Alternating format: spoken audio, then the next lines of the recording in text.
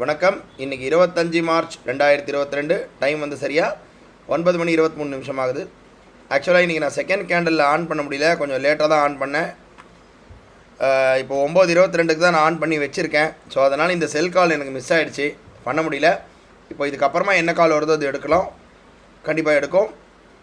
இப்போதைக்கு வந்து நமக்கு இந்த செல் கால் கொடுத்துருந்தாலே என்னதுக்கு ப்ராஃபிட் வந்திருக்கும். பட் இருந்தாலும் நம்ம லேட்டாக ஆன் பண்ணதுனால இதுக்கப்புறமா வரக்கூடிய சிக்னல்ஸ் எல்லாமே எடுக்கும்.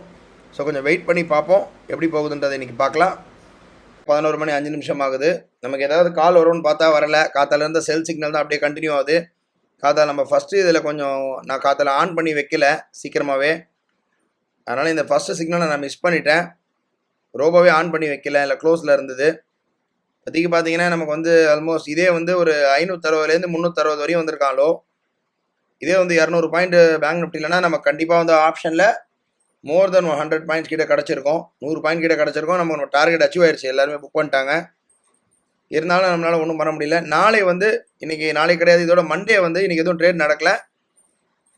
மண்டே வந்து ஒரு புது ட்ரேடில் சந்திக்கலாம். நன்றி, வணக்கம்.